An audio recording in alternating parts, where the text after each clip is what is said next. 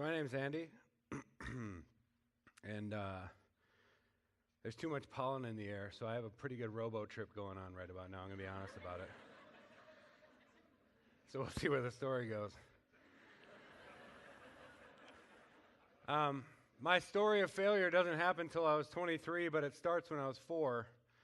And I blame my mother because my mother, you know what, maybe my story starts in 1968 when my mom found John Lennon, but it's, she's equal parts John Lennon and Jesus, if that makes sense to you. And so I don't know which side my story of failure comes from, but we'll figure that out someday, I'm sure. But when I was a kid, I had this constant message to me from my mom. Andy, every day in every way, things are getting better and better. And she continued that mantra while she was working at a domestic violence shelter. Andy, every day in every way, things are getting better and better. And she believed it. And I was sucker enough to believe it because inside I had this sense that, Mom, I believe you. Every day in every way, things are getting better and better. And yet this sense of the bottom's about to drop out. And I don't know, I lost my dad when I was a kid, all that, so this isn't a therapy session. Just try to give you some background, but I knew something awful was about to happen all the time, and I've had this push-pull in my life ever since I can remember. And that culminates to 2003, 2004. I got married young. My wife and I, good Christians, started having babies like that. And I went to graduate school and I got a degree in popular culture, which is a real degree. Unlike my undergrad of communications, which is not.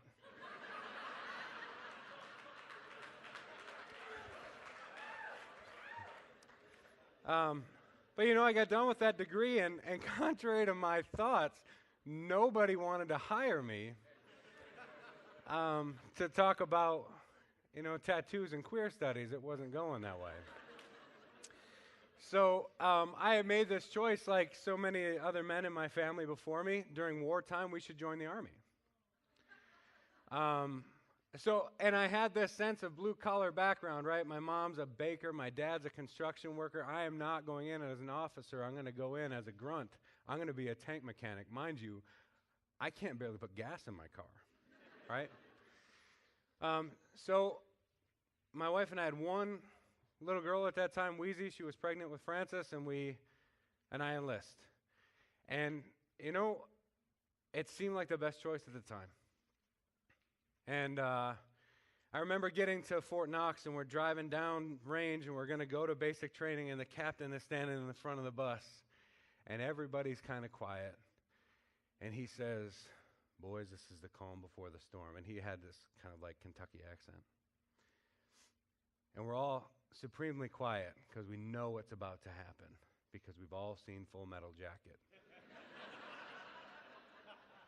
And we're all wondering which one is Private Pile in the group, right? Someone's not making it out of the bathroom on the last day. So he gets off the bus, this angry-looking drill sergeant who was just chiseled granite gets on, and he says in this calm voice that kind of ramped up to when I first heard the word fuck in the Army. And he said, "Gentlemen, you have 5 seconds to get the fuck," and it was on, right? Everybody's running off the bus, and the bags are getting thrown, and it's chaotic, and you're trying to figure out, am I supposed to be doing jumping jacks or push-ups? And they look the same because everybody's doing something different. And I'm standing there, and for 5 minutes, which it might have been an hour, but it was probably 5 minutes, nobody yelled at me. And I was standing there as this bald, overweight white guy waiting to get screamed at, and it wasn't happening, and I told myself, don't laugh, Soper, keep your mouth shut, do not laugh. And everything was fine. Like the extent of physical anything that happened to me while I was there was just kind of grabbing me and saying, move this way or move that way, and everything was cool until we went inside, and all of a sudden everything just changed. And out of nowhere, there's drill sergeants that have video cameras, right? And they're yelling about, boys, you're being sharked in. And I tell you what, anytime shark is used as a verb, you're in trouble. And it turned from just moving us from one place to the other to all of a sudden kids are getting beat up. And when I say kids, we're talking, 17, 18-year-old kids fresh out of high school. And I felt like I was old at 23. And I'm watching them, and at first it's the kid next to me that gets punched and he falls down. And the next one gets thrown into a wall locker, and I thought, this isn't right. And I knew my mom had taught me, you speak up when something's not right. And then it started happening to me. I couldn't keep up, right? I was a little out of shape. Look, anybody's out of shape for that. And I started getting kicked. And I remember being told to get something. I turn around to get something in my wall locker. And this drill sergeant kicks it so hard, it goes off the side of my head, and it stars, and I can't see anything. And I was terrified. And I don't get scared easy. And in the process of that day, we're up and down the stairs, getting stuff from downstairs, coming up. And I get it to the top of the stairs, and this drill sergeant is standing at the top of the stairs. And if you've never been in the Army, there's a secret code and like a password or whatever, and it involves drill sergeant at the beginning and drill sergeant at the end, and you got to know what to say in the middle. And I didn't know it yet. And I get to the top of the stairs, and I couldn't remember what to say, so I tried to slink around him. 6'3", 275 does not slink anywhere, right? And he grabbed me and just, right up off my feet, he couldn't have been 5'8", in my memory anyway, right? And just threw me down the stairs. And I remember hitting the bottom and pop, something popped in my back, and I couldn't feel, like it hurt like crazy, but I couldn't feel my left leg really well, and I was just freaking out. And this goes on for hours. We're getting beat up. I'm not kidding you when I tell you that kids were getting thrown through things. And we're laying on the ground trying to do push-ups and getting kicked in the ribs, and you can't breathe, and you're crying and trying to hide that. And I was out of my mind terrified. So night comes, and I'm so grateful. They shut the lights off. I'm laying up on the top bunk. It's about 6 feet up in the air. And I'm laying there, and I've never been this scared in my life. And I thought, this has to end.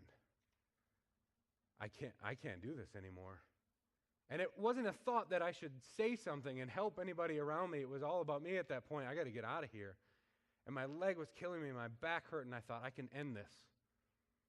So I scooted myself to the edge of the bed, and I thought, I'm 6 feet up.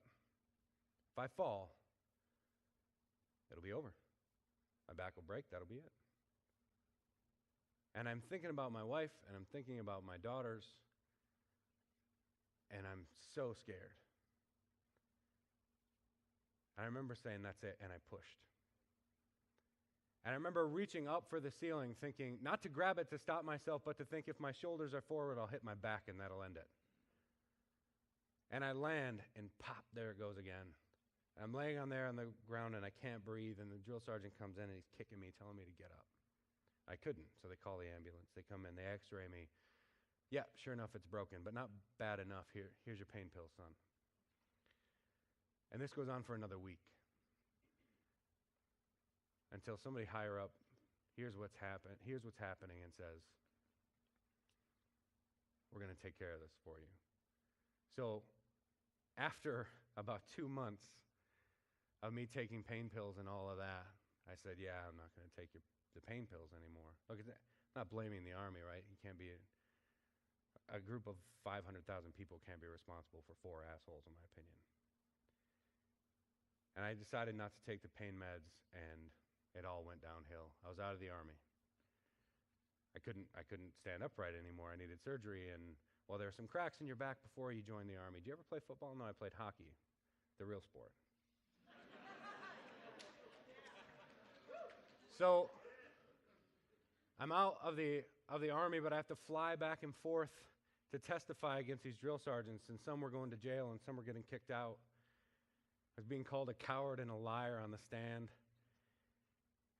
And I remember thinking on the stand is the same thing I struggled with for probably 4 or 5 years after that. My failure was not rolling myself off the top bunk. I'm ashamed of that to this day. I feel like a coward that moment. My failure was that I forgot what my mom taught me when I was 4. Every day and every way things are getting better and better. But for that to happen, You have to open your mouth, boy. My failure was not protecting these 16 and 17-year-old kids around me. And I've carried that with me since I left the Army. What do I do? How do I protect? How do I engage to make everything better? And yet, I'm not going to lie to you, I have this pit in my stomach feeling the bottom's about to drop out. And I kind of live with that. And I think every now and again, before you go to sleep, say a little prayer.